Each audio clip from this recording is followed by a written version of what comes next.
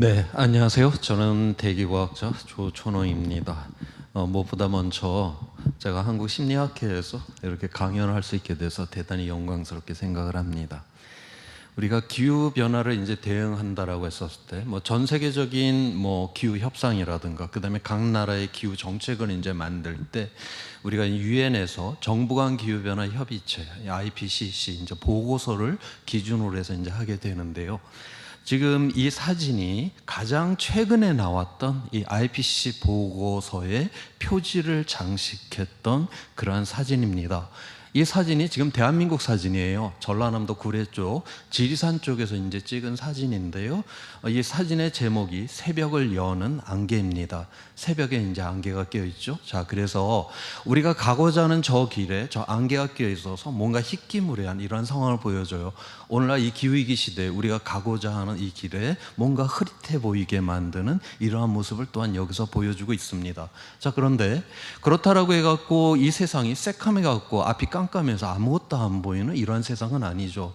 우리가 이런 안개는 껴있지만 그래도 그 가고자 하는 그 길의 그런 윤곽선, 그 불빛은 아직까지도 남아있거든요. 그래서 아직까지 이 기후위기에서 우리 인간은 희망이 있다라고 하는, 가능성이 있다라고 하는 이런 메시지를 전달하기 때문에 이번에 가장 최근에 나온 IPCC 이 정책 결정자를 위한 이 보고서의 표지를 우리 대한민국 사진이 장식을 하게 되었다라고 합니다.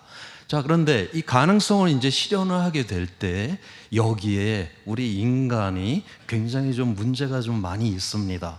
어떤 문제가 있냐면 지금 제가 여기 나와서 이렇게 이야기를 하는데, 저는 지금 현재는 이 기후 변화라고 하는 이 충격보다도 제가 한국 심리학회에서 강연을 하게 되었다는 이 사실이 더욱더 충격적이거든요.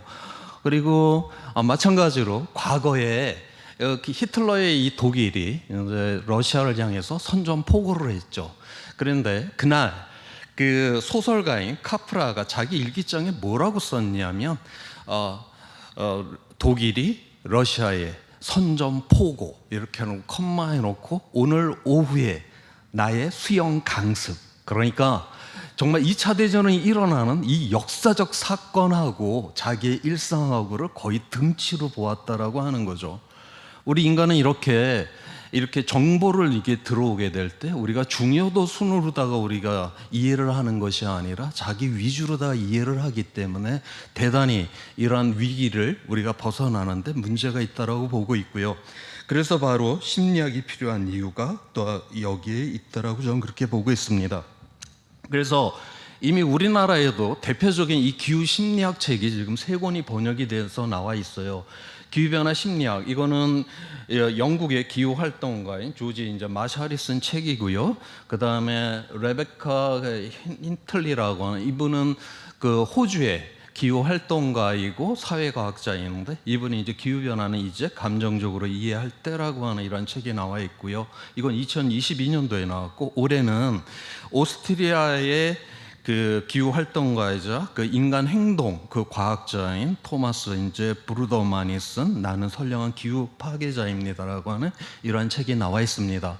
이 책에 이제 그 모든 그 내용 자체가 이제 인간의 그런 편향성에 대해서 이제 다루고 있는데, 바로 이거를 다루는 그 이유가 뭐냐면 다 동일한데, 이 기후변화의 심리학 책은 원래 원 제목은 우리의 뇌는 기후변화를 갖다가 무시하도록 그렇게 연결되어 있다라고 하는 그러한 제목의 그런 책입니다. 다시 말해서 오늘날 이 기후변화가 이 과학적으로 증거가 충분한지 아닌지를 놓고 이제 다툴 문제가 아니라 우리 인간들이 세상을 이해하는 우리의 능력에 대한 궁극적인 이제 도전으로 이해를 해야 된다라고 하는 이러한 측면에서 바로 이제 기후 변화가 이 심리학이 중요하다라고 하는 것이죠.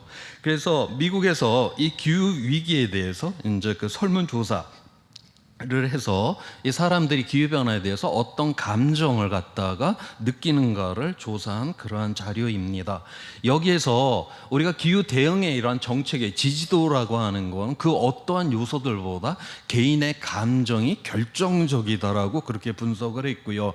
그 다음에 이 기후 정책에 이 지지를 하게 될 때 가장 이 감정 중에 중요한 것이 바로 걱정, 그 다음에 관심, 그 다음에 이 희망이다라고 그렇게 결론을 지었습니다. 그래서 제가 오늘은 바로 이 기후변화에 대해서 우리가 뭘 걱정을 해야 되고 뭘 관심을 가져야 되고 뭘 희망을 해야 되는지 한번 이야기를 드려보고자 합니다.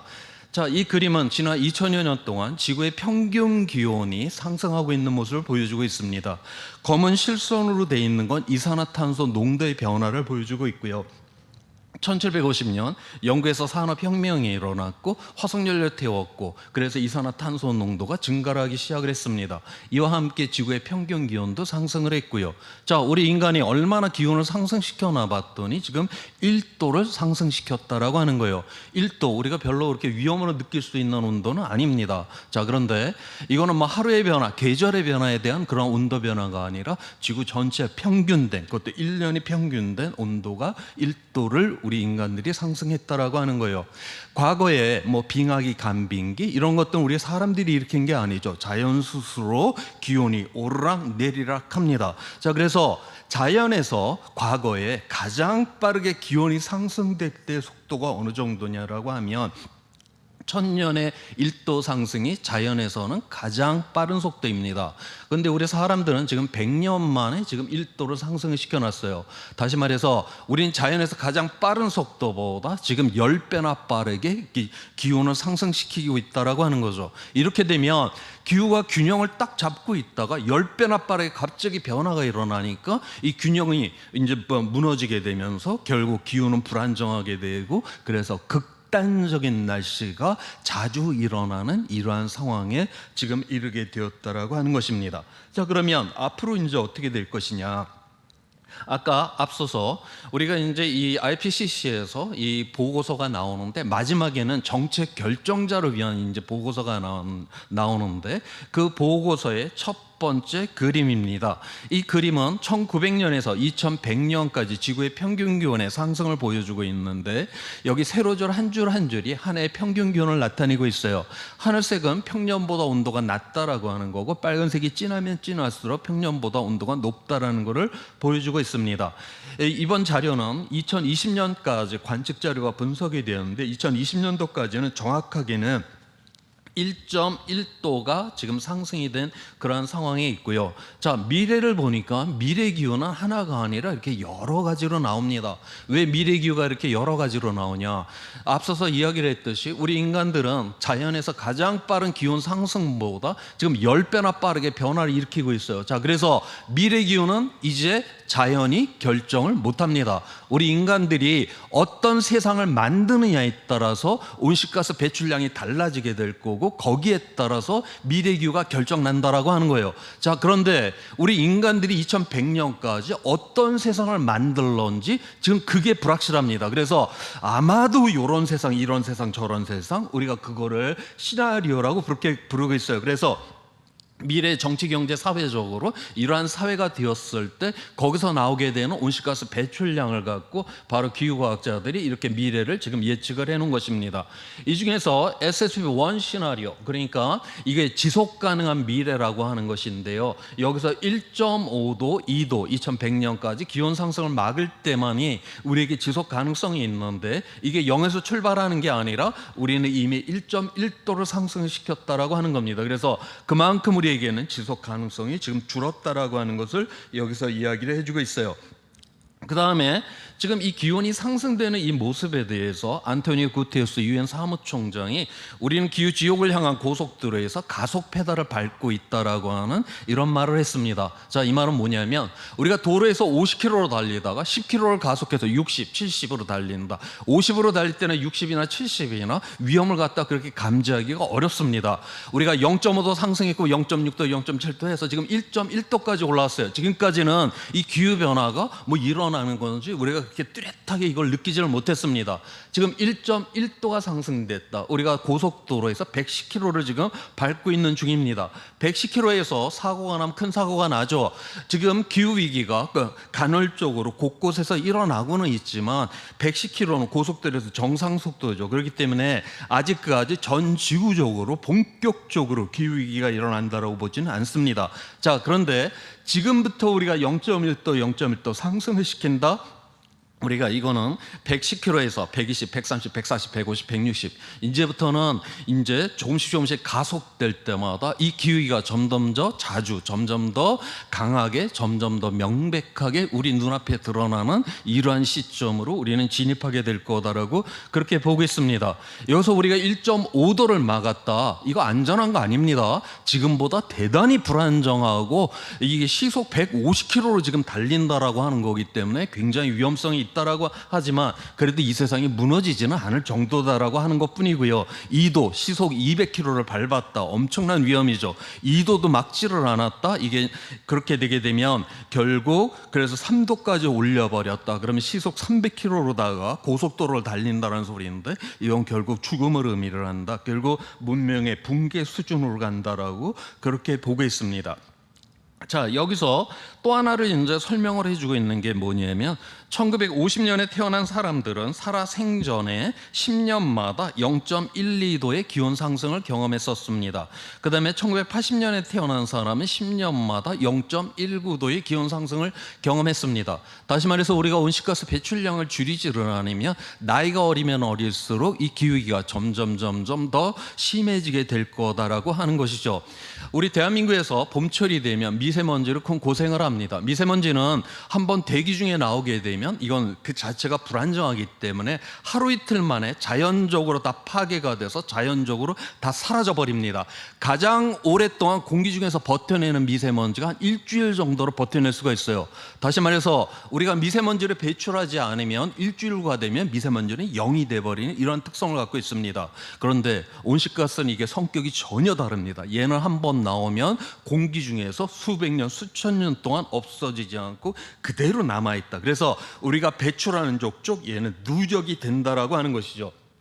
자, 이건 오늘날 우리 기성세대는 온실가스 화석연료를 태워서 굉장한 편익을 누렸는데 그 결과로 나온 이 온실가스가 미세먼지처럼 그냥 일주일 만에 없어졌다라고 하면 이게 별 문제가 아닐 텐데 얘는 차곡차곡 쌓여갖고 결국 우리의 미래 세대한테 넘겨지게 될 거다라고 하는 거예요. 그렇게 되면 미래 세대는 이 화석연료를 태워서 누린 이러한 편익은 하나도 없이 앞 세대가 배출한 이러한 위험을 갖다 고스란히 끌어안고 살아야 하는 바로 그러한 문제가 있다. 그래서 오늘날 우리가 온실가스 배출량을 줄이지를 않으면 바로 세대 간의 정의롭지 않음의 문제가 있다라고 하는 것을 이번에 새로 나온 IPCC 6차 보고서에서 첫 번째로 지적을 하고 있는 것입니다. 자, 그래서 그러면 이거를 이제 막기 위해 갖고 우리가 이제 1.5도로 이제 막아야 된다라고 그렇게 이제 유엔에서 그렇게 이제 합의가 돼 있는데요. 자, 1980년에서 2100년까지 전 세계 이산화탄소 배출량을 나타내고 있습니다. 자, 여기서 우리가 2000년도부터 우리가 1.5도를 막기 위해서 최선의 노력을 다했다라고 하면 이 녹색의 라인을 따라서 줄였으면 됐었습니다. 자, 그런데 2000년 이후에도 전 세계에는 이렇게 온실가스 배출량을 엄청나게 늘렸어요. 이 늘린 여기에 대한민국이 엄청난 기여를 했습니다. 그 다음에 2015년에 대해서 이제 파리기후 협정을 맺은 이 이후에는 이렇게 빠르게 이제 증가를 하고 있지는 않지만 계속 그 정점 상태의 그 상황 배출량을 계속 지금 유지를 하고 있는 이러한 상황이 되었어요. 그래서 현재 우리가 1.5도를 막으려고 하면 이 빨간색 라인을 따라서 줄여야 되는 이러한 상황까지 되었습니다. 우리가 2000년도부터 열심히 기후변화를 막았다라고 하면 미끄럼 타듯이 이렇게 줄였으면 되는데 지금은 거의 롤러코스터 타듯이 이런 식으로 지금 줄여야 된다라고 하는 거고요. 이것도 앞으로 10년 이내에 우리가 이거를 막지 않는다면 1.5도 막는 거는 완전히 물 건너가게 될 거다라고 그렇게 보고 있어요. 10년 이내에 이거를 막아야 된다. 이건 뭘 의미를 하냐? 지금 어린 세대, 지금 젊은 세대가 이거 막을 수 없습니다. 오늘날 이 기득권을 가진 사람들이 이 정치 경제 기득권을 가진 사람들이 이 문제 해결하지 못하면 결국 1.5도 막는 건 영영 물 건너 간다라고 하는 것을 의미를 하고 있고요.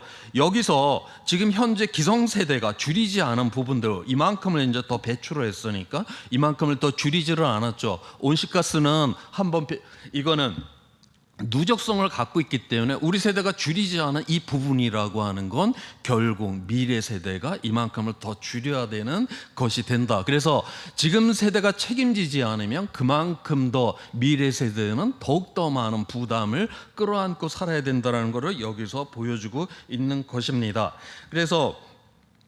그런데 지금 이제 기후 변화와 관련된 이 커뮤니케이션 민간 싱크탱크인 포텐셜 에너지에서 우리나라를 포함한 전 세계 25개국에 6만 명을 갖고 설문 조사를 한 것입니다.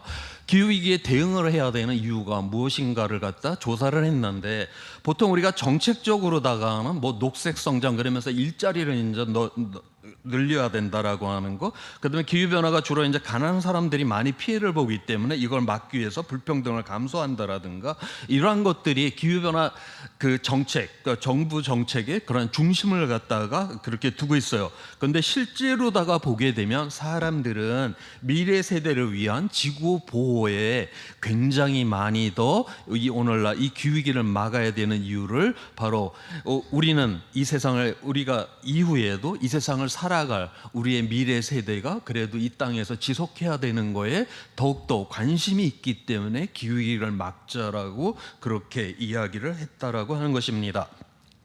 자, 그래서 우리가 이러한 미래 세대의 이러한 지속 가능성을 위해서 아까 1.5도를 막아야 된다라고 했는데, 그렇게 하기 위해서는 2030년까지 현재 배출되는 온실가스를 거의 절반을 줄여야만 합니다.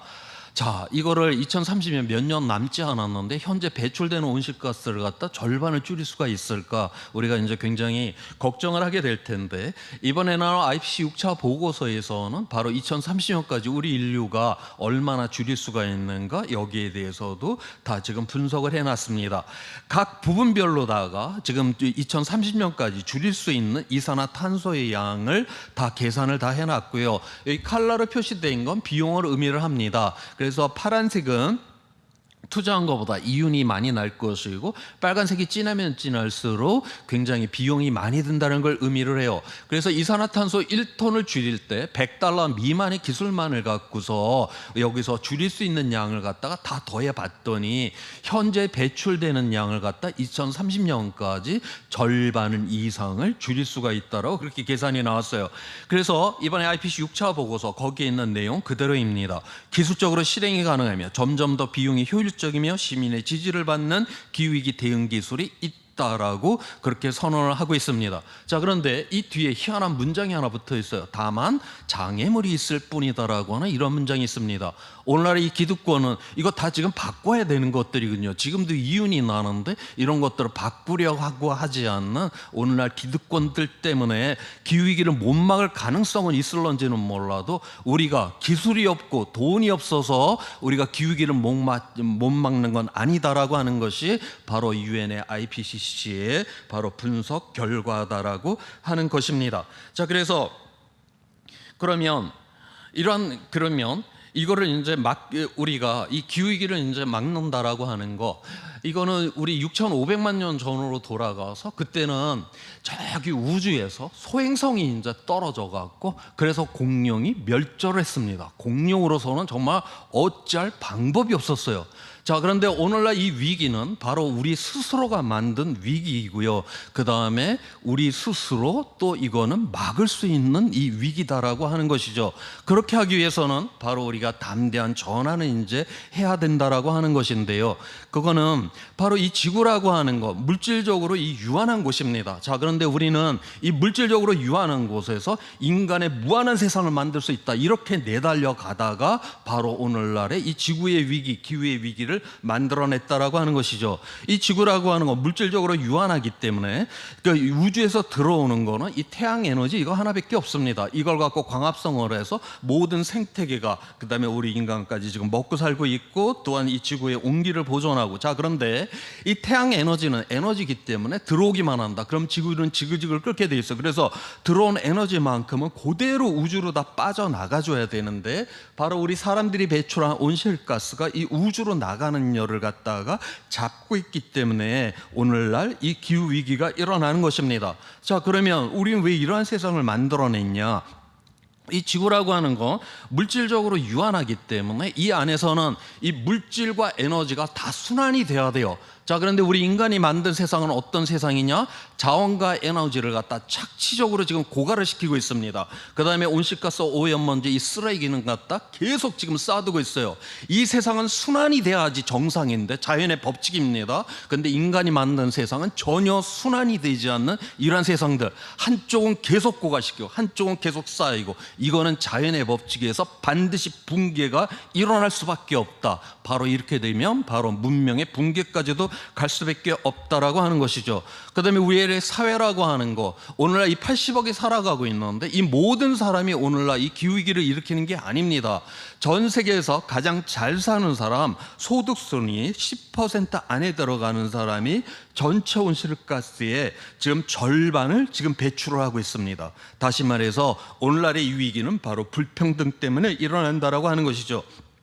자, 지금까지 우리 인간이 만든 세상, 경제 성장을 하기 위해서 지구도 부셔버리고 우리의 공동체도 부셔버리면서 오직 성장 그러면서 내달리다가 오늘날 이 위기를 우리는 처하게 되었다라고 하는 거예요. 자, 그래서 지금부터는 우리는 지구의 이 지속 가능한 이 규모, 그러니까 모든 물질과 에너지는 순환이 되어야 되는 이러한 세상을 만들고, 우리 사회 안에서는 정의로운 분배가 일어나는, 그 다음에 이 시장은 이 지구의 한계와 우리의 공동체 안에서 이 시장은 존재한다라고. 이때까지 시장이 우리의 공동체고 뭐 사회고 다 무너뜨리면서 가는 게 아니라 요 안에서 새로운 이러한 체계를 만드는 것, 이거를 바로 담대한 전환이라고 그렇게 부르고 있습니다. 자, 이러한 담대한 전환, 바로 우리의 공유지를 이제 확보를 한다는 걸 의미를 하는 것인데요.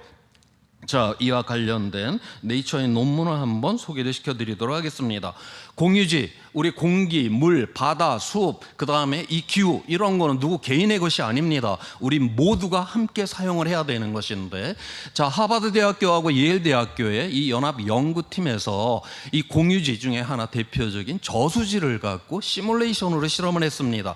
많은 사람들을 모아갖고 거기에 저수지의 물을 똑같이 나눠주고, 이 사람들이 자기 몫의 일부를 다음 세대를 위해 갖고 일부를 띄워놓는가에 대한 그거를 갖다가 실험을 해본 것이에요. 여기에서 바로 68%의 사람들, 그러니까 10명 중에 7명은 자기 몫의 일부를 다음 세대를 위해서 띄워놓았다라고 하는 거예요. 그런데 나머지 10명 중에 3명 정도는 그거를 자기 다음 세대를 위해서 자기 몫의 일부를 띄워놔, 그냥 내가 다 쓰고 말지, 이기적인 사람이었다라고 하는 거예요. 자, 그 상태 그대로 그 저수지의 물을 운영을 했어요. 그랬더니 4세대 만에 그 공유지 저수지의 물은 싹 다 말라버렸다라고 하는 거예요. 우리 공동체 안에 10명 중에 7명의 이타성이 있음에도 불구하고 10명 중에 3사람이 이기적인 사람에 의해서 우리 공유지는 완전 박살나더라는 것을 여기서 이야기를 해주고 있습니다. 자, 그래서 또 다른 실험을 합니다. 투표를 통해서 다음 세대에 남겨줄 몫을 정하기로 했어요. 우리는 대부분이 남겨두자 쪽이었기 때문에 그렇게 투표를 했고, 그랬더니 바로 저수지의 물은 줄지 않고 그대로 유지가 되었다.